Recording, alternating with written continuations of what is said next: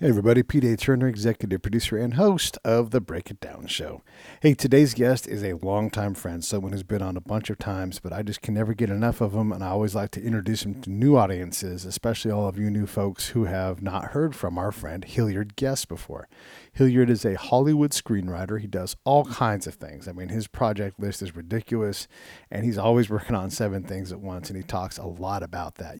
If you're into screenwriting at all, or into movies, or it's the craft of story, if you're interested in those things, you have to check out his podcast called Screenwriter's Rant. It's him and a bunch of other writers, actors, producers, all kinds of famous people talking about how they tell stories and what it takes. If you ever want to get into this business, this is a great academy to join, because I love listening to it just because they have a great time, but I learned so much about what I do, and it informs a lot of my day-to-day life and work and how to pitch things. I can't say enough great things about the Screenwriter's Rant Room, but also Hilliard's work. You've seen projects that he's done.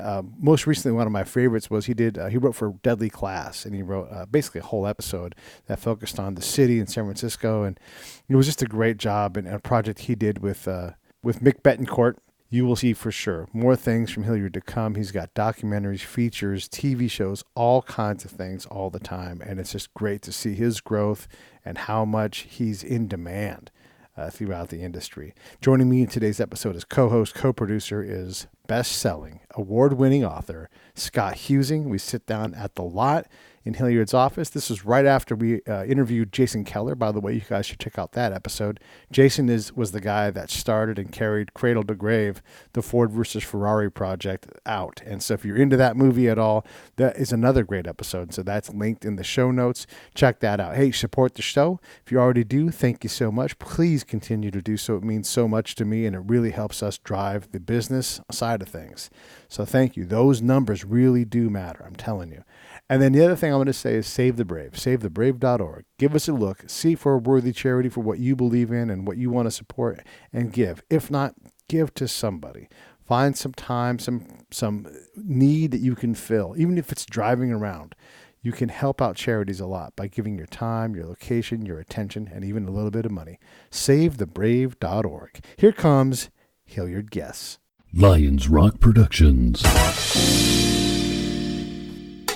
This is Jay Moore. This is Greg Proops. This is Jordan Harbinger. This is Dexter from The Offspring. This is Nathan This is East. Sebastian Younger. This is Rick Marotta. This is Stuart Copeland. This is Mick Gillette. This is Andy Summers. Hey, this is Skunk Baxter. This is Gabby Reese. This is Rob Bell. Hey, this is jonleonguerrero. Hey, and this is Pete A. Turner. What's up, y'all? It's your boy, Hilliard Guess. You guys are listening to the Break It Down Show. And now, the Break It Down Show with JonLeonguerrero and Pete A. Turner. I don't know. I'm going to quit counting how many times you've been on the show. You are... Probably 10. Yeah, it's got to be. But you and I go way, way back now, which is crazy to think about this. But like the first time you were at the hatchery, I think it was called. Oh, my God. Man. Yeah, right? Think about that. And now we're here at the lot. There's actually a building here where there used to be a hole in the ground. And there's another building. Yeah. It's just so incredible to see all that you've done. I mean, me too, but all that we have accomplished these last 5 years and stuff. I mean, you're writing things for major studios, always new projects, 100 things going on. Scott's sitting here with me too, by the way. But it's always just, it warms my heart to be able to do this and share this time with you, because I always appreciate you reaching out and going, yo, let's do it again, because yeah, you know what I mean? It's just cool. Well, and we had Jason Keller on, and I always try to put you in the room with the people that I find along the way, because either you know them or you want to know them, and it's neat to be able to do he's that somebody too. You want to know. You can tell he's a cool cat. He's a Jason cool guy. Keller's, yeah. Very likable, just sweet. You could tell Hollywood has not affected him yet. You could tell the Jews who are just jacked up. Yeah. Well, he still reads scripts every day. He's just cut from your cloth, Cool cat. Yeah. Yeah. So tell us what's going on. 115 projects probably, but tell us what's doing. Think about what things I can talk about. That's the thing about Hollywood. It's like, well, we can't talk about it. Hey, this is Peteaturner from the Break It Down Show, checking in real quick to ask you this. John, Scott, and I all support Save the Brave with our time, our location, our effort, and our money. Each month we give a small amount. Do the same with us. Go to savethebrave.org. Click on the donate tab, pick an amount that you want to come out each month, and they will handle all the rest. I stand behind these folks. Thank you so much. Let's get back to the show. That's the thing about Hollywood. It's like, well, we can't talk about that. I can tell you a couple things. My producing partner and I, my writing producing partner and I, there's some things that I write by myself, some things we write separately. and we just turned in our pitch, story beat, outline for. We wrote this new movie for Morgan Freeman's company. Okay. So we're waiting to hear back from them about what's next. Which next would be, getting into the script. And then I just finished producing this new pilot for this new show. It's called Ticker. Mm-hmm. It's kind of like an anthology series. All takes place in a waiting room. It's gonna be totally different. It has like almost like a Twilight Zone twist to it. And it's always about this clock, ticking, and it takes us into this new, not necessarily a new dimension, but sort of. Okay. Right? And then writing this new show for RSA, Ridley Scott's company, and Reginald Hudlin. And that one's the one I was telling you guys about. It's kind of like about the origins of reggae, centered around a detective, a murderer. That's right up your alley. Fucking love it. I'm excited and scared at the same time, which is I was telling you on the previous episode. Yes. Because it's the real deal. You're not playing anymore. Mm-mm. You know what I mean? This is like the real shit. Not that you were playing before, but you're really not playing now. Yeah. Now it's big time. I'm over at the Ridley's office. I mean, it's like the real shit. We're in the conference room and I'm pitching. I mean, it's like the real thing. And then my producing partner is writing a new movie for comedian Sherry Shepherd. Okay. And we wrote a pilot for her earlier last year. And so she's writing this movie and I'm going to produce it. It's about this woman named Kimberly Schmedley who had a book out also. She was the woman a few years ago who was arrested for giving all those rap singers and strippers the butt injections illegally, so she wrote a book. We got the rights to it. So nice. we wrote this. So we're going to do a movie based on her. And then I shot over the summer presentation for this film that I'm doing called Mermaid. I'm going to be producing that in the spring if we can raise the money. So far it's looking good. We got some of it. Yeah. That's about this little trans boy who wants to be a girl. They live in like the rural place in Atlanta, Georgia somewhere. And it's kind of like, I call it like the American Southern Billy Elliot story. Okay. It's not about him wanting to be a dancer, but it feels like that because it's about him and his father's dynamics, Yeah. But it's about this drag queen that he meets that kind of helps him to become the woman that he wants to become. The girl that he wants to become. Right. And so we're going to shoot that hopefully in the spring. Wow. Where's your surf music? I'm in post on that. Okay, good. I'm just so busy. I just don't have time. Yeah. So it just keeps falling behind. Yeah. Which is what I told him what happened. Yeah. I said, you guys keep messing around. I'm busy. Yeah. And I said, I know. As soon as I get busy, you guys are going to be like, okay, here it's all ready. Uh-huh. Exactly what happened. So, and then what about your Sylvester? So that just came up again the day before Christmas. So I wrote the story of Sylvester. Sylvester was this disco singer back in the 70s and 80s who was kind of like the first male diva of disco. He had a couple like big disco hits. He was much bigger in Europe. He was one of the first superstars to die of AIDS, right? It's just this amazing tumultuous journey of the rise and fall of this disco queen. And I wrote this script probably 8 years ago, and it just keeps resurfacing. It keeps getting re-optioned by different companies or whatever. Actually, I've gotten jobs from it. I mean, it's just been crazy. And so before my option ran out with the company that I was with over the summer. So I got a call from my agent. I have an agent who isn't in the, they're not part of the, we all had to leave our agents, as you guys have probably heard. I'm with UTA, but we had to leave. My agent that I have never signed with them. So they're on the outside of it. And they represent me for film. So they reached out to me and Pamela, my producing partner, and connected us with a producer out of New York who read the script. They want to do it, but they really want to do a documentary first.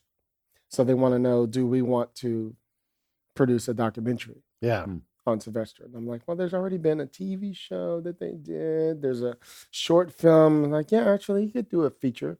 Maybe that'll help us get into the next.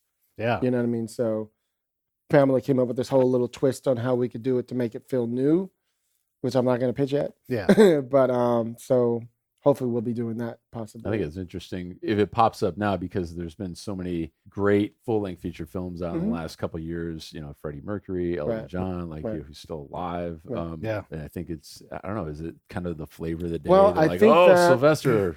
I think that we actually last summer some of the people who did Bohemian Rhapsody read Sylvester, loved it, and they only didn't want to do it because they just did Bohemian Rhapsody. Yeah. But that happens a lot.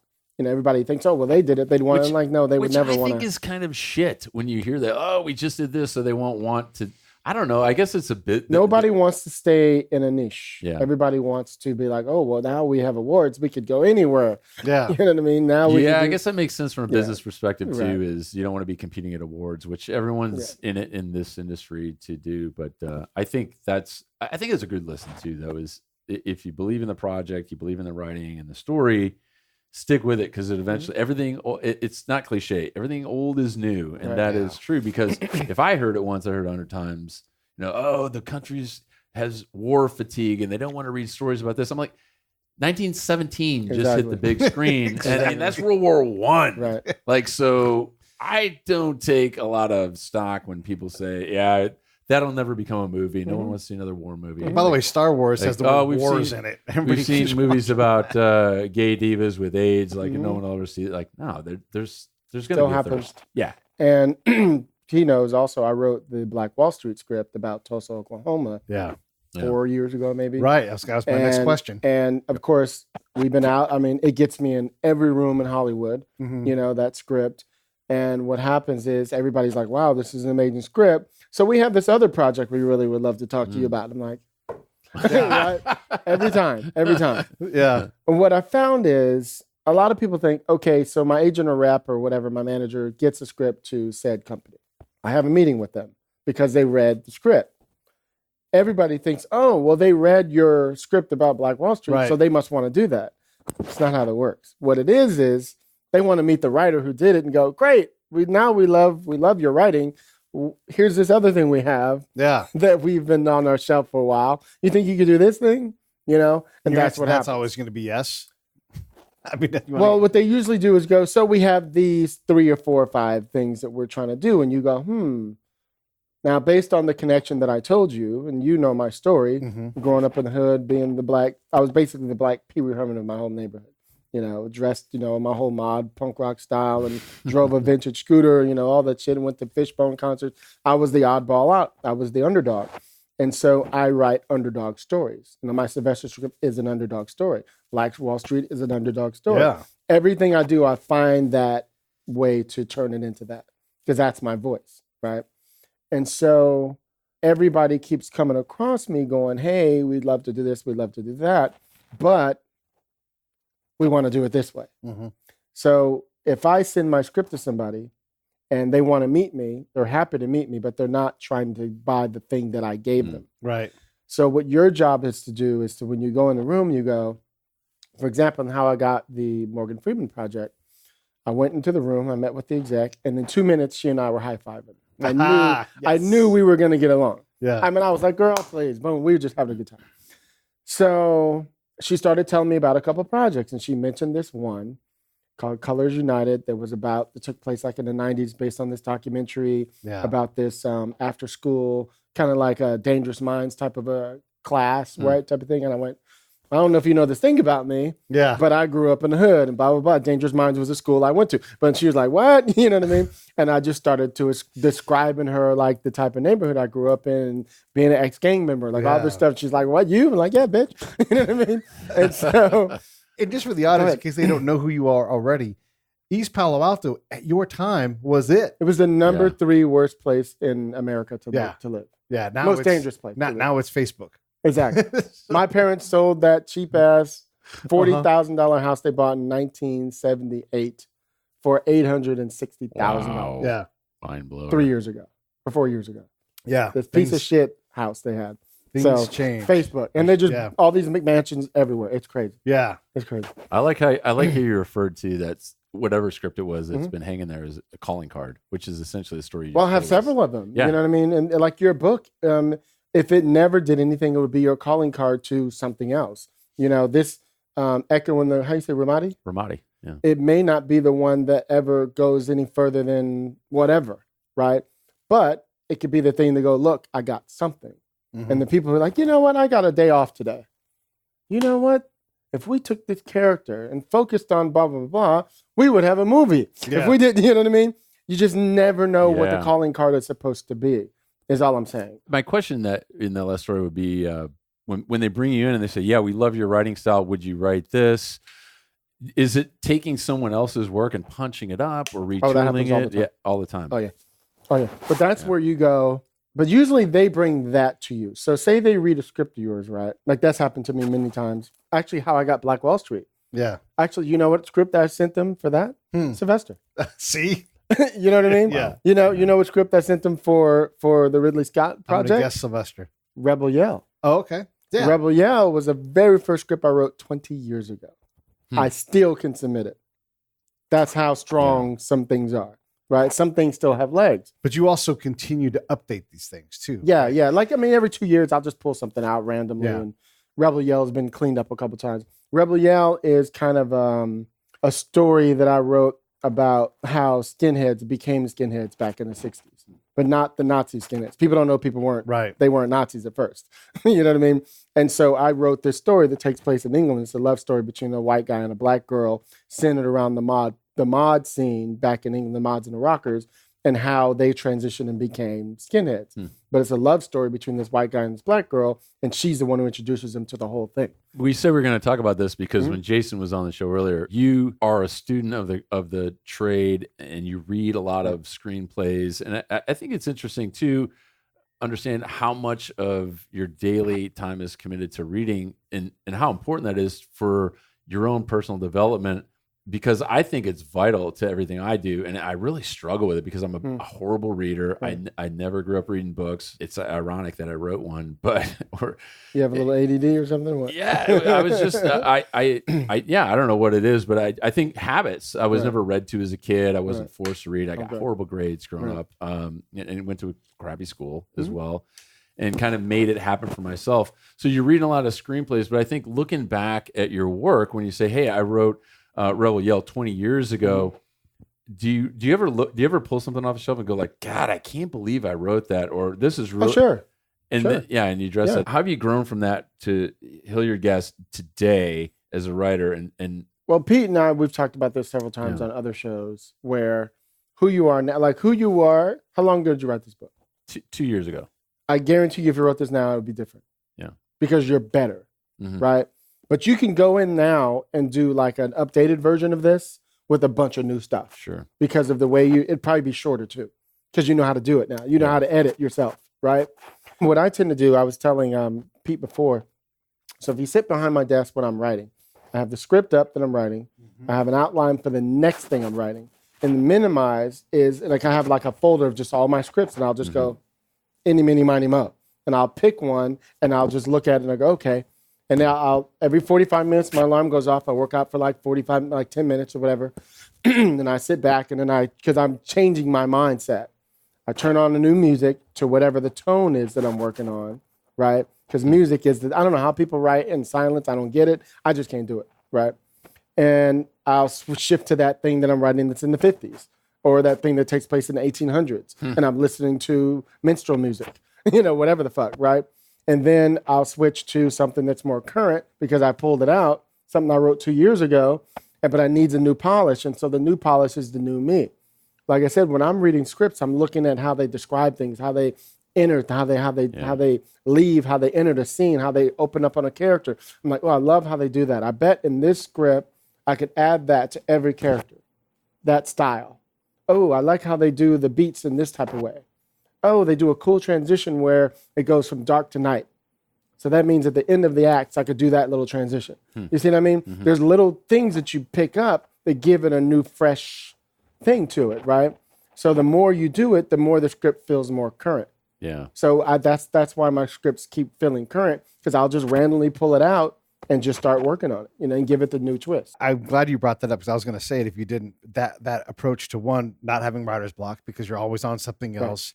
Two, like just this dispersal of your talent over a wide array of things enables you to always stay current with all these projects, and you're just constantly forcing yourself to learn and iterate and adapt and improve. It's just a remarkable. I mean, if you're wired that way, it is a great way to have all of this. Because you've outworked most of your problems at this point. Yeah, you're going to continue to develop everything else, but I'm also very insecure, which is why I work like that. Well, yeah, and I think in this town especially, you need enough insecurity so that you can succeed, because you're like, it isn't good enough. I mean, you just met Jason Keller. Like, oh, well, shit, that guy's not fucking around either, you know? Yeah. I mean, but that doesn't intimidate me. Right. You know what I mean? Like I said, because my voice and my execution is going to be different. Yeah. As great as he is, I still think I can hang with him. Yeah. Like, that's where I feel. You know what I mean? I bet you think you can hang with some of the cats that are out there now. You're like, I was number one. I had a bestseller. It gives you confidence. You know what I mean? Yeah. I've had my own successes. So I'm like, I can hang. You know what I mean? It'd be different, but it would still be good. Everybody is great at something. Right. And when you're as insecure and as vulnerable as, you know, they can box artists as, and I think being able to even say that I'm vulnerable. A lot of people won't say that, or I'm insecure about this. Like, I don't like the way my body looks, or I don't like my writing. Right. You're constantly driving that. And that's what separates people like you, like Jason, like people that are still never satisfied with, oh, great. I wrote Ford versus Ferrari, but there's some truth in it. It's like, yeah, you wrote that. What's next? Right. It's going to be great for a while, and everything's going to have a shelf life, and somebody may stumble back on it. And that my book or anybody else's will be new to everyone that's never read it. But to be successful, like, you have to keep doing that. You're always doing screenplays. One of my drills too is, as we were talking about before the show, is, and I haven't mastered the formula for writing a screenplay, but I always write, and I'm working on other things. For me to stay current and relevant is staying in tune with politics or current events, or dropping op-eds on Fox News or Town Hall or something, whatever, just to keep traction and to keep that drill going through the outline process and storytelling. And it doesn't always have to be a book. Correct. And what about I'm actually glad you said that, because one of the things that we always encourage writers to do is to actually be writing something else too. So you'll hear that a lot of writers will be like, oh, I'm writing a blog and I'm writing a screenplay. Oh, I'm writing a book and I'm writing a screenplay. I'm doing my podcast. Whatever it is that helps you to write, something it is, or journaling, whatever, that keeps you from just focusing on that one thing. Because that's why I tell you, Pete, when I see your things you post, I'm like, dude, can write. You know what I mean? Just the way you describe whatever the hell it is. I'm like, imagine if you put that in a screenplay in the prose way that we do it, but in the poetry form, it would feel beautiful, right? So that's why I know that you can do it just based on that. It's all about changing that format, changing that style. Just the style is going to change just a little bit. You know, how it's going to look on the page is going to be different, because it's not going to be dense. It's going to be clean. Yeah. You know what I mean? It's like little things. Once you understand that, the more it becomes something you can just do. But I agree with you. Being able to write other things is a good thing. I started writing spoken word poetry when I first started writing. You know, and I was doing that since I was a kid. But I grew up in a hood where everybody was rapping, so I thought but mine was just a little bit different. I didn't know it was spoken word. I didn't know I was just giving you metaphors and similes. I didn't know, but I was giving you stories, and those stories translated and made me a better writer because of that. You know what I mean? Because I was already doing the execution. I was already keeping it lean by the way I was doing it. So when I started writing screenplays, I was like, oh, well, all I need to do is switch to this thing. You know what I mean? If that makes any sense. No, it does. Yeah. I wanted to, one of the things you talked about, I know I've said this to Scott specifically, but you talked about going into that room and pitching like you're looking at Ridley Scott or whoever it is. And I haven't met him yet. Well, whoever it is in the room, I mean, you've had plenty of big people you've pitched to, but you don't say, I've got a great idea for a story. You go, I'm from East Palo Alto, and you tell them about you, and then you couple that with how much value you pack into your time, you know, like just constantly refreshing stories, constantly sharpening your razor, you know, you're just always ready at any moment. So once someone who has a big checkbook and wants to invest in a project, they got this guy, this incredible story, always sharp. You just put so much value into what you do. It's much just scream at them like this is the guy. Well, every meeting isn't going to be great though. Sure. Right. So you just get somebody who they walked in the room and they just had a bad meeting, or they just had the boss just fucking yelling, whatever you never know what the situation is. But I found I'm one of those people, I'm always telling my reps, just get me in the room. I'll do the thing. Yeah. You know what I mean? Yeah. Don't just get me in the room. Right. And that's because it took me a long time. I was telling you I'm insecure. Right. I grew up being the black dude in the hood, the gay dude, you know, the old punk rock guy. So I got the fucking trifecta. Yeah. Right. You know what I mean? So I got three things working against me. So being the underdog always made me insecure. Yeah. But what happened was, I'll never forget, it shifted. I used to be an actor also, right? I was a triple threat. And so around the time I was about 16, 17, 18, when I was really deep into the scene, actually, I started doing commercials, and I grew up in the Bay Area, and I would get like little co-star roles or whatever on little TV shows, like, what was it, Midnight Caller and stuff like that, right? A Wolf, there was another show, right? There would be all these little shows. And all of a sudden, what happened was, and I talk about this on my show and I make a joke about it a lot. And in black churches, you go to church at 9:30 in the morning for Sunday school. You come out at like 4 o'clock in the afternoon. That's so true. You're fucking starving, right? So what happens is everybody lines up because now it's time to eat. And our church the pastor had 5 sons. So we'd be standing in line starving, and they walk right past everybody, go right to the front of the line, and they'd all be served. Well, what happened was a shift for me. All of a sudden, I was on TV. So I came to the church one day, right? I hadn't been in a long time, and I pop in, and, oh, Hilliard's here. Come on up to the front. And I was like, oh, really? It's like that. But what it did was give me a bad taste, right, of success and about ego. So when I moved to LA, and I'd get like a little role on something, I'd go home, nobody saw it. Fuck, there's nothing coming. I'm not going home until I get something. Yeah. You start playing that game. So you become really super insecure about what you believe in yourself. So like I just turned 49 in September, right? And people see me like, what are you, like 35, whatever? I'm like, oh, I'll take it. I'm just a vampire, right? Yeah.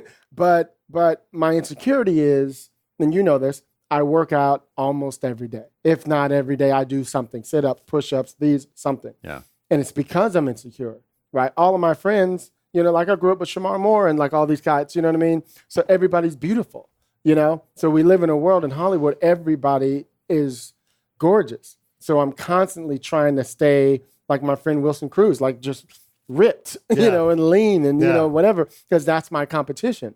So I stayed like I dressed like I'm fucking 18 years old. Yeah. It keeps me looking more youthful, and all that. So I do that intentionally, And so when I walk in a room, people are like, oh, this dude's, but he's wiser. I can tell. Yeah. You know what I mean? They don't know that I'm actually older than them. You know what I mean? Some of the times. I know I just jumped all over the place, but. No, that's a good problem to have though, to have the wisdom in the youthful appearance, like you can't go wrong. Your other thing, among other things, is look, and your service muscle is gigantic. You're always giving back. So we'll put that aside for a second. But you do have a podcast, the Rant Room, and Screenwriters Rant Room, right? The Screenwriters Rant Room, and your what you pull out of that, at least what you've given to me when I listen to it, I love the hell out of it. But when you are doing that, I know you're getting things too. You're getting to have all of these masters come in, and you're just like, I'll take some of that. I'll take some of that. So talk to me about that. What have you pulled out? It's funny. Jason was talking in the podcast about how you can speak to another writer or somebody in whatever their field is, like you did with the quantum physics guy, and you're getting game from him, even though it's nothing that you do, but it'll still work for you in your book. If you had a moment of some little thing, you'd be like, I remember he talked about this little. What if one of my characters was a quantum physics, but not like that deep, but just a little layer of that, like he wanted to be. Yeah. You know what I mean? Then it's you. You know what I mean? That's how you start to study human behavior.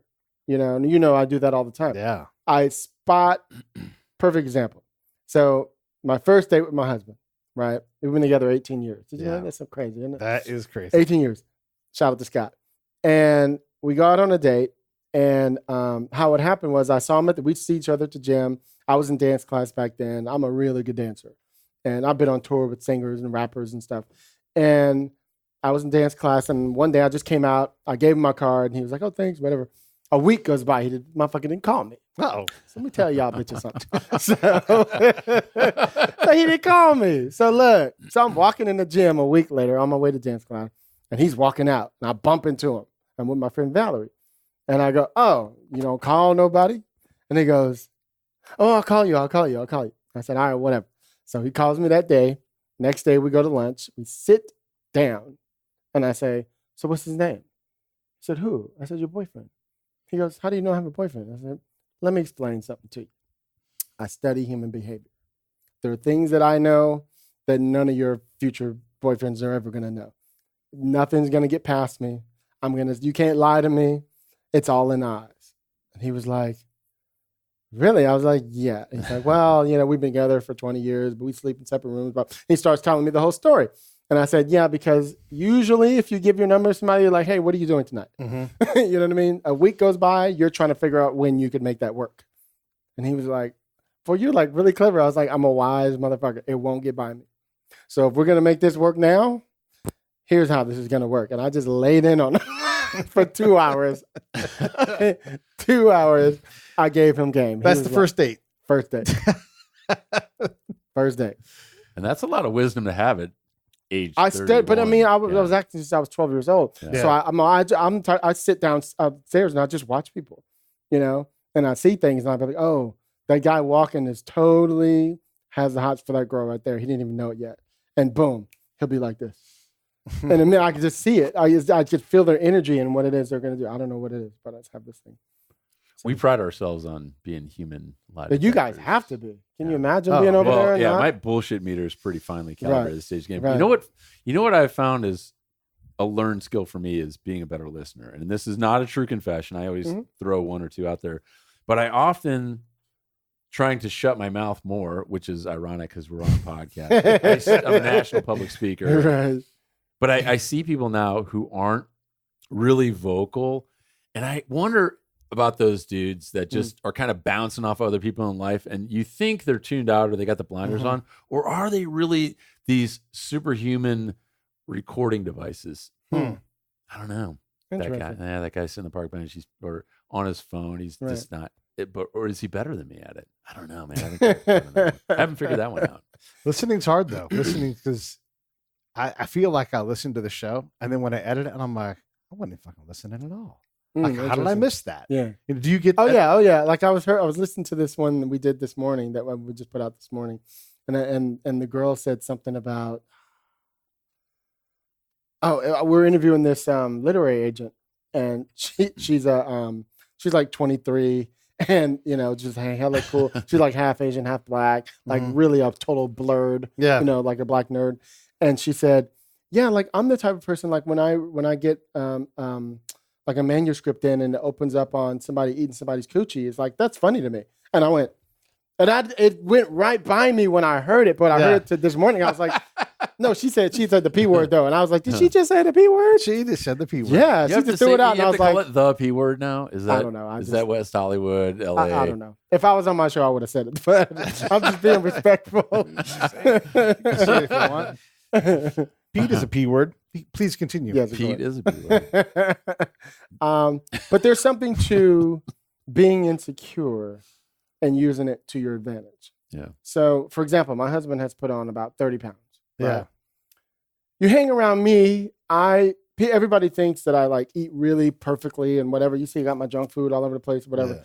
Yeah. And I have like one of these a day, right? I'm very disciplined, right? Most people can't do it. So like if I eat one, I got to eat 20. I'm like, just fucking stop. But everybody doesn't have that. Yeah. So when I talk about being insecure, I also use it in the industry. I'm a black gay man in Hollywood writing movies and TV, right? So as a black person, as a person of color, as a diverse person, as a queer person, all those things against me, guess what I have to be that you may not think you have to be? 10 times better than you. 10 times. Yeah, it's unfortunate. You don't. And I talk about this with my husband, who's white, all the time, and I've talked about this a lot. Where, for example, when I first met him 20 years ago, his favorite show was Friends. Fast forward now, do you think he likes Friends now? I bet not. Yeah. You know why? Because he's aware. You know what I mean? Yeah. Being around me, he sees the things that I see. He walks in my footsteps. Right. There's still things he does that are very, very, very privileged. Yeah. That drives me fucking crazy. Yeah. You know what I mean? It's just as simple as driving fast is a privilege that you don't think about. Yeah. You just do it because you're like, oh, it's just a ticket. Yeah. I'm like, oh no, I'm gonna get killed. I'm not doing it. Right. Right. I'm taking my time. That's a different thing. You don't live like that. Yeah. Right. For those that didn't catch the reference, there apparently are no black people in New York on Friends. Exactly. Yeah. Or any. Well, they were like 3 seasons later. Yeah. Once they figured out, like, holy shit. Because they were getting fucking killed about it. Right. You know what I mean? But I mean, she was just like a recurring character. Yeah. Anyway, so for example, and what happened was I started teaching him we would be watching a show or a movie, and I'd be like, "So what do you see?" And he'd be like, "What?" And I'd be like, "Even in the background, do you see anybody?" Yeah. We're in New York. Yeah. We're in San Francisco. If we're in fucking rural Utah, maybe there's nobody. Yeah. That I buy. If it's a real thing, that's okay. If it's in the 1800s in this particular place, I fucking get it. But if it's not, that means you didn't even think about it. That means you don't care. What about when Spike Lee criticized Clint Eastwood when he was making his movie about Iwo Jima? He told the two sides of the story, the American side, the Japanese side. And Spike said, there's no black people in your movie. And then Clint said, that's because black people didn't serve on the front lines. They were on the ship cooking. They were doing something else. He's like, this is what happened. Not that either one's right or wrong, but does Clint owe something to be more diverse, even if the story doesn't call for it? It was a different time. What was that, like 5-6 years ago? Maybe more than that, even 7-8 years ago. Maybe. Yeah, maybe. Yeah. I don't know the details of that. Right. And I don't know how much research Spike has done himself. Yeah. We found, for example, in doing my research on my Black Wall Street script, and in doing research on, we're doing this thing about like some of the first black millionaires from like the 1800s. And we discovered there's a lot of things in those civil wars and those different things where there's a lot of black people involved in things that they say we weren't involved in. You know what I mean? As you do more and more research. So what I don't know is, did he discover something I don't know? Yeah. I don't know. Yeah. You know what I mean? And so like everybody talked about Glory. You remember when that came out, and it was like, really? There was a bunch of black guys who did whatever, you know? So I think we keep discovering things, right? You know, that people choose to keep us out of for whatever the reasons are. And then later it's discovered that, you know, it was something for even my Black Wall Street script about Tulsa, Oklahoma, which was bombed by the Klan, you know, and they destroyed 36 blocks of, you know, this whole black neighborhood. You know, nobody knew that happened. And then Watchmen came out, which I've been telling people for 2 years, you need to buy the script. We need to shoot this thing now. We need to be first. Yeah. Yeah. Watchmen comes out and goes viral. Yeah. Wow, this is a true story? This really happened? It's like, bitches, yes. You know what I mean? Yeah. It's a great show. Yeah. Great show. So go ahead. Do you find, I don't know, and maybe even your husband could talk about this, it's spoiled him, but having gotten into the entertainment field and being a writer, that when you watch things, you're overly critical instead of just being a consumer at one point. Yes. You're like, I do it to a degree where I bet you do it when you read a book now. I try not to be an editor and just kind of, I have to, but I do find I have to force it back. Right. But I also do find that I think you go into it, right? You do. Yeah. Right. But again, it has to be really gripping from the beginning. I'm not one of those people that can read a book from start to finish. If it starts off horribly bad, I'll maybe get to 3 chapters and I'm just like, I can't do it, man. It's just lost. You're better than me. I'll give you a couple of pages. Yeah. Well, maybe I'm being too generous, but even when I'm watching film or TV now too, I'm also keenly interested in the writer's credit. Who wrote that? I'm like, oh, I see his name come up. And I'm like, I love the writing. Like I love how, because I see the 3-dimensional view now, or the exploded view of the engine in the Chilton's manual of how that all comes together, and have a greater appreciation. Do you find yourself doing that? Absolutely. A lot? I always say, if there's a movie that I'm talking about, I've done that. I've escaped. I'm no longer in like, what page are we in? Like what happened? Like why did that one thing happen yet? Like I'm not there anymore. I'm not sitting there dissecting structure.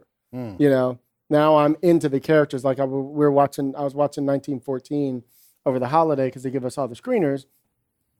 And Chris from my podcast, who's like a total cinephile, was raving about just the way it was shot. So I wasn't even in the story. All I was doing was watching the way it was shot. Yeah. So I'm like, I need to watch it again. Yeah. Because I was too busy going, how in the fuck did they do all this in one take? You know what I mean? And of course, you could see where they would cross the line just based on, like, they would go from, like, say there's a piece of wood here, they would cross it, and you go, oh, that's where they cut. Yeah, it looks like it's one move. It's not one move. Oh. You know what I mean? But there's like little technique things that you start to watch that still make you a fan, if you will. You know? Otherwise, I'm sitting there going, I don't buy it yet. I don't care, you know, which is the worst. Yeah. And to me, and I talk about this a lot, and you were talking about that through line that you would probably do if you were to write this as your book as a film, as a screenplay. is knowing what the theme is. The theme to me is, I always say it like this. You ever go to the movie and you come out going, what the fuck was that about? Yeah. Somebody messed up the tone and the theme somewhere, because usually it shifts. Like, oh no, you'll hear people say, oh, it's about love, it's about resentment, it's about marriage, they'll give you 5 different things. Like, that's the problem. It wasn't about fatherhood, which was a simple theme that would keep it going throughout the whole thing. Right. You know what I mean? It's usually about one particular big thing and maybe a couple small or little themes within it, but you can see that one thing riding through them all. And then that's when you usually get it the most. You guys saw 1917, right? I have not seen it yet. You guys have got to see it. Oh, I've got it. I mean, absolutely. I love the whole I've World seen War I so many story. clips on it, though. There's something on. It's going around the internet too on how they filmed that and the sequence of the guy running down the trenches. It's on. I saw it on my buddy's page, Military Badassery or something. They've got all these memes and cool how they shot it. And there's a drone watching the guy run down, and then it shows what's green screen and what's the actual background. It's really cool to see that, because it's a top and bottom where you see it being filmed. The opening scene goes on for like 10 to 12 minutes with them walking through the trenches. And you guys have been in those trenches. I'm like, I mean, they built these things. It is huge. I'm hyper critical of war movies, only because if there is one ribbon off, I'm thinking, you guys made all this great 3D effect and you fucked it away because you didn't hire a veteran or a good military advisor who knows what the hell he's talking about.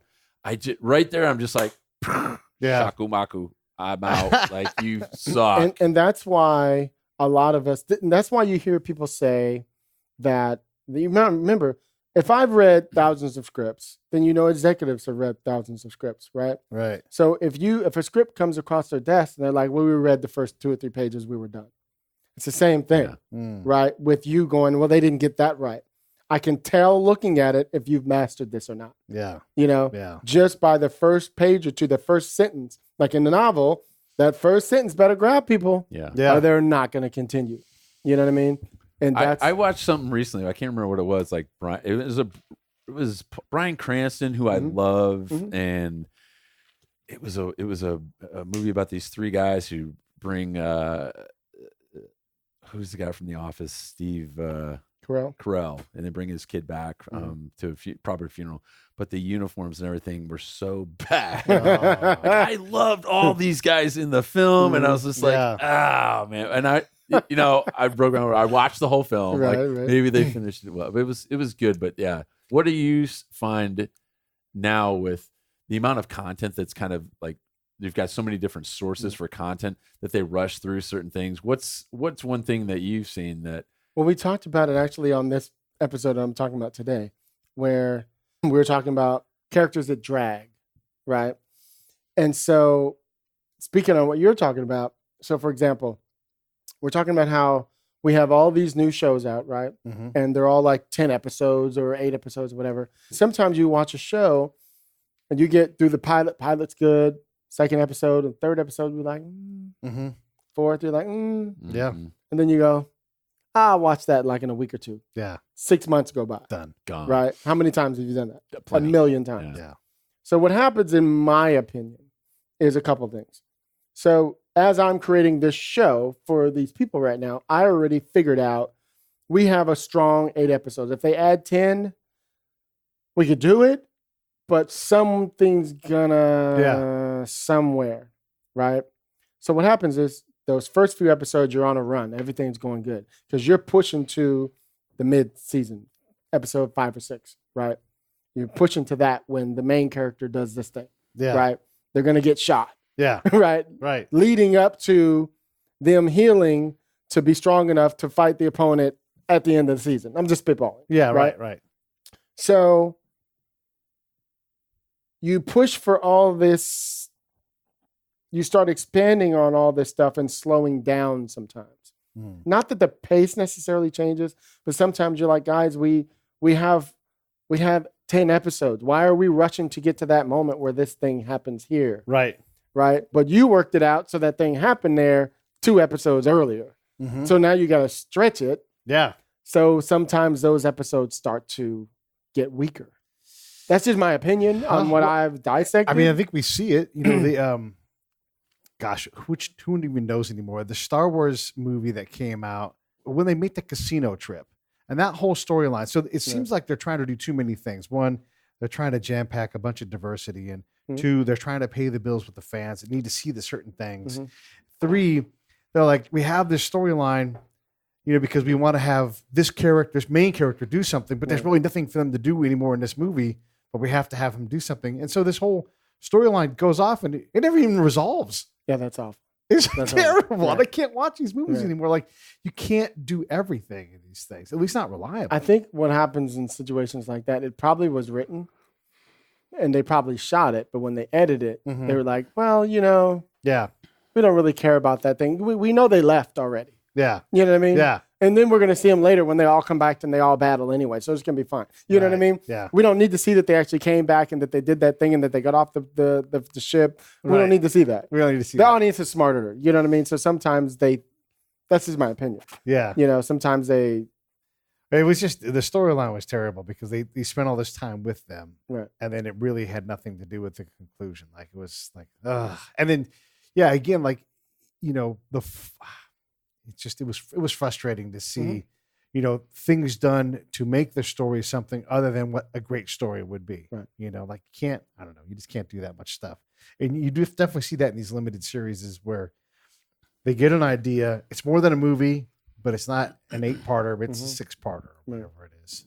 Yeah. I mean, I think some things, this is what we're talking about, some things are movies and they're not TV shows. And some things are TV shows and they're not movies. Yeah. You know what I mean? Yeah. Some things need to be stretched out, Yeah. you know, and given, even if it's a limited series, some things need to be, you know, how many movies have you seen? You were like, I could have watched another 2 hours of that movie. You know what I mean? Like, there wasn't enough. Yeah. You know, it dropped off right there because they're like, well, and fade out. Yeah. You know what I mean? Or some things with the same amount of time. Here's a recent example, and I like the film, The Report with Adam Driver. Okay. A lot. I got it though. Now 40, 50 minutes in, he's doing research, uncovering things about, like, I get it. Enough of the research, and I'm thinking I would have rather watched a 90-minute documentary with him in it, showing all the facts and the process. But I think it's interesting because we were talking about different mediums and everything, and like, not everything's a movie. Yeah. I get it. I'm sure you've gotten this plenty. Not everything's a movie, and people hit me up and I said, well, not everything's a book, man. Not everything's 300 pages of you going through whatever. Maybe it's an op-ed, short story. Short story, a novella, maybe whatever. There's a lot of different formats out there. I got a question for you in this industry is, how do you think people, and I know when you say you're a working writer, you're a professional writer, it's not just to keep the lights on, which is nice, and it's cool to get paid for what you write. But with the new mediums that we have at our disposal, and we were just talking about all the content, you've got Netflix, Hulu, Sling, there's a myriad. So you've got Apple, all these different everything. platforms, and everything's geared towards, you know, let's say it's a 10-part miniseries or it's a full-length feature film, and which used to be 90 minutes. Now they're 2 hours. Right. Well, how do you think all these different mediums for an older writer who's been doing it for a while? We're the same age, man. We're all in the same boat. You already let the cat out of the bag on that one, brother. So, but how do you feel like you have to constantly adapt your writing style to what is being consumed as a writer, or do you just say, you know, I'm going to write what I want to write, and I'm going to keep it in this format? I don't mean to keep going back to what Jason was talking about on this episode. I'm sure that's going to come up for this one. But it goes back to what I was saying on that is it's always about the writing. Hey, this is Peteaturner from Lions Rock Productions. We create podcasts around here, and if you, your brand, or your company want to figure out how to do a podcast, just talk to me. I'll give you the advice on the right gear, the best plan, and show you how to take a podcast that makes sense for you, that's sustainable, that's scalable, and fun. Hit me up at pete@breakitdownshow.com. Let me help. I want to hear about it. It goes back to what I was saying on that is it's always about the writing. So if you execute, you see, he was talking about how he was writing all these scripts. He was selling things. He was getting paid. Yeah. But nothing was becoming produced. Yeah. Nothing was getting produced, right? So eventually something shifted. And what shifts is either Hollywood catches up to your style or you have the right thing. Right? So, or you adjust your style to fit to what's going on, or you become a bunch of things. Like myself, I read so many different things that I gather. You can read my script and be like, I think I got him, but I read that script and he did it like this. The next script, he did it like that. I can tell that it's the same writer because of something, but it's not the same style, right? And so what I found is you can't pigeonhole myself because I'm too many other things. I can literally write an entire screenplay based off another script I just wrote and copy that style. What won't you write? I won't write a white savior movie. What I mean is, just hear me out. For example, when I came in to write the Black Wall Street script, I came in to just do they said it was going to be a polish. Well, I read the script and it was, you need me for you guys to win. Yeah. And I was like, no, not going to do that. Let me tell you, here's what I'm going to do. So I repitched them a whole nother story. And they're like, holy shit.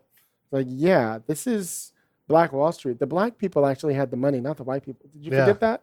So that means that whole neighborhood would be full of cool guys playing jazz music and stuff. You know what I mean? It would be slick hair and shimmy dresses. And they're like, really? It's like, it's sexy. Yeah. They're like, huh. It's like, yeah. So we need to see the black side as the beautiful houses. And as soon as you cross over there, it's more rural. Right. They're like, really? I was like, yeah. Yeah. That's the way it was. That's why they fucking destroyed it. Yeah. And they're like, oh, we can't have that reversal, blah, blah, blah, blah. So that was the first thing that I did just to make sense of what it is. Yeah. And I'm half black, half white too. I mean, there's plenty. My mom's white. You know what I mean? She's mixed. So there's it's not like I'm trying to be like all like pro-black. That's just where we're going now in the culture of the way that like the Me Too and the Black Lives and all that. In the culture we're in, we don't want to see things anymore, right? So, for example, my Black Wall Street script, which ends in this big riot, which actually is a massacre. It's not a riot. The white people call it a riot. We call it a massacre, right? Because it was 75 black soldiers came in after Civil War and stood their ground, against 2,000 white Klansmen who all had bigger shotguns than they did. So they tried to chase them back across Greenwood. And of course, none of them survived. Right. You know what I mean? And then they were like, shit, we're here. Let's keep going, boys. Woo, let's just start lighting this thing on fire. Yeah. Somebody's I got a plane.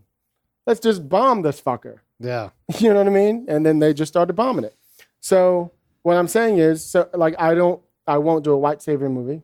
I won't do a movie where the gay character they can be a queen, but they won't be the stereotypical. They'll be deeper than that. Mm-hmm. Like there's a new series called Pose. It's out. My friend Steven created, and the transgender women have so much agency.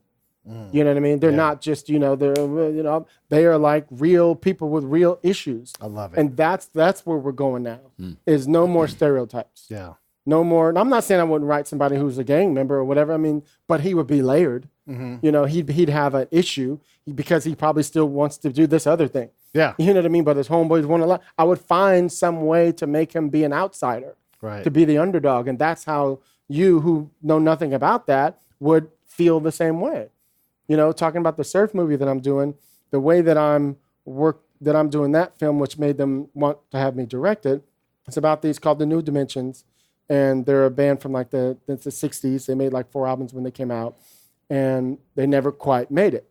Now, when they disbanded, they all became huge, in their own right in different ways. One was in Three Dog Night. One was the big producer of Dirty Dancing, like, and all these other things, right? So they came back 50 years later to make this new album. And we've seen many documentaries about bands coming back. So I said, well, what's different? How are we going to get people who know nothing about surf music to watch this movie? And I went, so they're coming back to finish the thing they never finished. If I can get that to be the theme about how many things mess up on their journey to make this thing, that's how you're going to get like, man, I remember when we were working on that, trying to build my car, we couldn't quite do it. You know what I mean? You'll connect, and when I sold them that's why they wanted me to direct it, because it wasn't just going to be a movie about, these guys trying to make a band. Trying to bring the band back. It's now about anybody could watch this and go, damn, we should finish that thing. You know what I mean? And that's what you're always looking for, that one little theme, right? That keeps it all simple, that anybody, that's what makes it much more broad to the universe. You know, if you just keep it niche, then it's just small. It's just about surf music. Yeah, that's that's a tough thing to articulate for a lot of people is give me one word. Right. What's that film about? Right. Resolution or completion, whatever, connection, something. That's kind of where the whole pyramid goes reverse. Like, what is that one thing? It's a love story. Like, oh, got it. I don't think, and there's entertainment value, but I think that those are the things below the surface too that a lot of consumers don't understand is there is something deeper going into this project that I think that's something great to share with other writers too is and that's something I think most writers will struggle with is what is the theme of this? What do at the end of the day when you walk what do you want to say? I love that when you said that when you walked out of the theater, what were you thinking? Like winner, loser, love, whatever the emotion is that you were trying to pull as an artist from so many different people that have no idea that you're even trying to convey that. That's a real win. How have you found?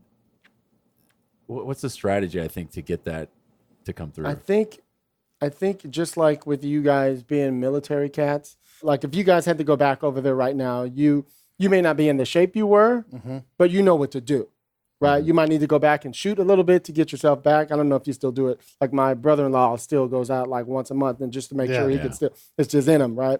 And so.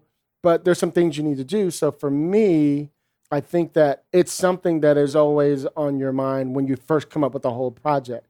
You know, it's the least, or that's the one thing you can tie into the story. I think he was telling us, Jason was telling us on his episode that he wrote this 200-something page script. Eventually, he got it down to like 125, 130, right? And because he went back to what it was about, he lost it. Yeah. He went, it's about this and this and this and this and this and this. And he went, wait a minute.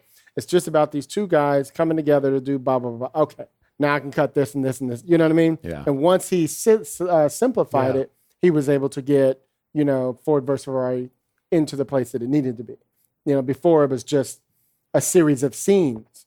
You know, sometimes I read scripts and like, this is some good scenes, but there's no through line. Right. You know what I mean? It's just a bunch of scenes going on. You know, and some of them are too long and they go on and on and on and on. And that's kind of probably what he got caught up in. He fell in love with his work, you know, and you lose the theme. But if you keep that theme and you put that in front of your computer, it keeps on your mind all the time. And every scene should be to that thing all the time. You go, wait a minute, this scene does not show anywhere about these two people coming to do this thing. So that means that scene can go. That's how you cut. Yeah. You know what I mean? So that makes sense? Yeah, absolutely. Okay. I find myself being a little bit too hypercritical of people even telling a story now, where you take the components of storytelling or writing or a screenplay. It's like, look, don't take me around every corner. Just take me there. I get it. Like the outfits and the people they like drives me up the fucking wall, man. It's got to be some sort of new neuroses or something. I don't know, whatever. And they're like, just let me tell the fucking story. I'm like, no, I don't want to listen to this story. It's like watching a long movie. Like I don't. Yeah, just tell me. I was gonna tap into one thing you were gonna bring up Please. later. You brought it up at the beginning, and I figured we'd talk about it later, just before we wrap up. Is your service? My service, right? You probably didn't forget, but Yeah. I just hit. I'm with you. You're good. You know, bud. And so I'm currently the co-chair of the Committee of Black Writers at the Writers Guild. I'm the former co-chair of the vice chair of the LGBT committee, which is now the LGBTQ plus committee. I'm still gay. I mean, I don't know. They just keep changing it. Whatever. I'm trying to stay current. Gay plus. What's that? Gay plus. Yeah, because there's like LGBTQ, and there was like A, and there's an I. They're like, they're just doing extra. On and on. Yeah. Hey. All respect, right? Yeah, hey. So, and then I am the acting chair on the education committee. So with Jeff Melvoin, who runs the showrunners program at the Writers Guild, and that's a really cool group that puts together a lot of the events of the big panels and things that we do, stuff like that. Actually, all of them do, but this is like the big powerful one. You know, we have more money than the other groups do. And so while he's gone, I'm pretty much in charge of that with one of the other guys. So yeah, it's been. Yeah, you do a lot. And did you have any baby writers coming in here and writing? All the time, right? No, yeah, actually, my assistant might be down there. Yeah. I told him to give me till like 4. But yeah, so I'm glad you brought that. I think it's cool because this is you're like patient zero as this all comes through. So you knew Mark Valley, right? And you introduced Mark to Pete, and then Mark was a volunteer for the Veterans Writing Program at WGA, right here in town. I'm trying to remember how I met Mark. And Did then I meet Mark that night at that event? You might have. And yes, I think that's right. I think that might be where I met him at the Veterans thing. Yeah. So Pete and Mark are doing podcasts on the Break It Down show. Mark meets me. He says, Pete, you should have Scott on the podcast. Pete and Mark come to my ranch in Temecula. We do a pod. During my time at the Writers Guild, our guest speaker was Billy Ray. And then after our pod, Pete says, hey, Scott, you want to do some co-hosting with me on the podcast? I'm like, great. I'm like, hey, have you had Billy Ray on? So all of that whole circle. Episode. Yeah, that whole circle would not have happened. That was you. You were patient zero. Well, my nephew connected me to Pete and John. That's right. So, it keeps going. Yeah. This is nuts, huh? How the have you talked to him in a while, Kevin? No, not recently. No, every now and then I try, but he's busy doing his thing, and that goes. Also, Mick Betancourt. Mick Betancourt, another fellow. Mick Betancourt. Here's how proto this gets. When John and I were building our show, Mick Betancourt, Jay Moore were the guys were like, let's understand how to do this. So we would be painting someone's bathroom, listening to them do their show because that was kind of what we wanted to do, So it all goes to that. And you were on Mick's show and everything else. Because I had Mick on. We did a like how to make your own podcast thing at the Writers Guild. Yeah, and we had Mick come speak. And then I was like, dude, I got to have you on my show. He's like, yeah, dude, come on. And then he came on my show. Then I went on his show.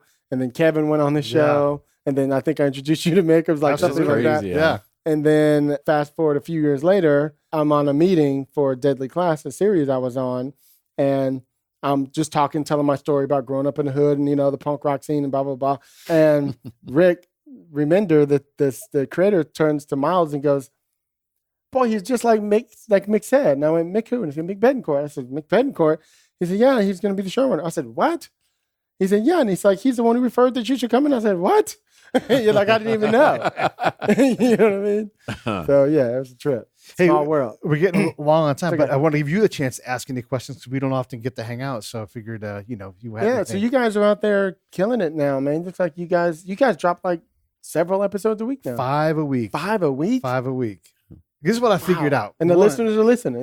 People are listening. Yeah, good. It's growing. So I figured out this is what I did in combat. Right. I went out and talked to people. Right. And then the show was the report. So I'm just going to do what I do. Yeah. And the other thing is no one knows who I am. Mm-hmm. So I got to go out and I got to outwork everybody else around me, And then you got to brand your name. Right. Yeah. What does Joe Rogan do? What does Adam Carolla? Those are some podcasting motherfuckers. Exactly. Well, that's got to be what I do. So I turned up the volume on it. Mm-hmm. I just like anything else that gets in the way of that is in the way. And so I'm just going to go forward and do these 5 shows a week. And it's made all the difference. Killing it. Yeah. That's why I don't mind driving 2 or 5 hours up here to LA, even though I feel what kind of picture the anxiety. It's just south of Orange County.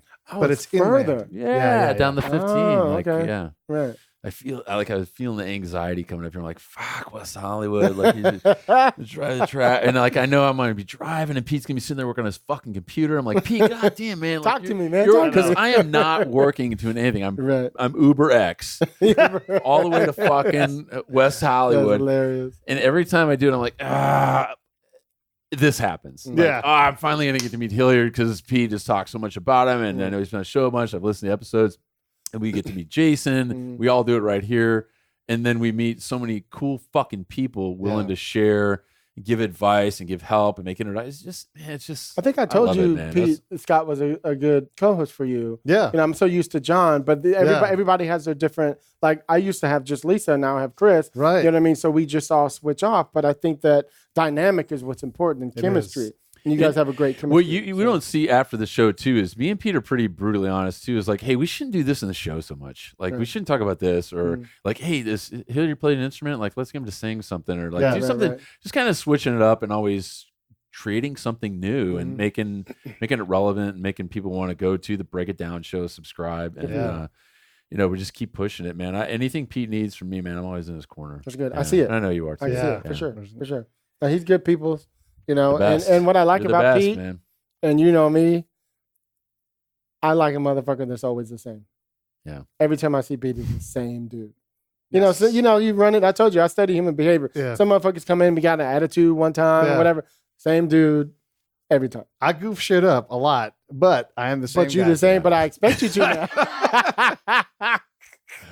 I wanted to pay you this compliment too. So, my Prison Chronicles things is coming out first. And this is, I was trying to sort it all together, figure out my through line and everything. Yeah, I got a bunch of, formerly incarcerated guys throwing a lot of wisdom together. I'm totally going to listen to that. It's just scene. And then I remembered, this is what I got to do. I got to find that through line. I listened to like in my Hilliard in my head. And the first thing I do, the very first thing that happens in the show is I kill this girl that got killed in high school on my campus. Her boyfriend walks on campus, bam, and he shoots her. That's the first 10 seconds of the show. Nice. Because no matter what happens with these guys who are murderers and they evolve into these beautiful people that are wise, you can't forget that community and what happened, at that moment when they commit murder, because it all means nothing if you forget that sacrifice from these families. And I got that from you, just hit him with emotion right away, start on action. And then that allowed the whole thing to start locking. You ever listen to Ear Hustle? No, I've not listened to Ear Hustle. You ever hear Ear Hustle? No. Dude. That's good. Yeah. It's all about San Quentin prison. Oh, nice. Yeah, I love it. Dude. Yeah, that's great. That's and cool. they actually, it's the guy who is the host. Yeah. Was in prison, and eventually he got out. Yeah. And he still hosts. Dude, it is one of the best shows. I'll be listening ever. to Ear Hustle. Everybody Ear check Hustle. that out. I'll be checking it out too. Anything else? A lot of other good things going on. I'm just out here hustling. I really hope that, everybody's talking about there might be a possibility of a strike, but we don't know. I don't want it to, because I would love to go back to my agent. I loved my agent at UTA, and they were great. Yeah. And I had actually just signed with them like a few weeks before the whole thing even started. Yeah. So literally 3 weeks later, I had to go, well, thank you. But we thought it was going to last like a month or two. You know what I mean? Jeez, what It's a been kick going in the on like dick. 8-9 months now. Yeah. It's crazy. Yeah. And it is a good time. I mean, on here on the lot, right? This lot goes back almost 100 years. You got all these people creating things. So it is a good time to be a writer. Yeah. And if you guys got to sort out where the money's moving, you certainly deserve it, because there's so many places to create now and so many streaming services. It's over 532 shows on the air right now. Wow. Good grief. That's a lot. And that's not likely to slow But that down means anytime. there's lots of competition. Yeah. You know what I mean? Yeah. Yeah. To get people to watch your show, that's a lot of different networks. Yeah. And audiences are going to continue to get smaller. so are episodes. Yeah. So like you see there's a couple shows on Netflix where like one episode's 30 minutes, one episode's 40, one's 36, one's 32. You know what I mean? They're starting to go, it's not really that important. You know what I mean? Yeah, I noticed that. Market's evolving. Yeah. Well, let's do it again soon. Sure. Thank you guys.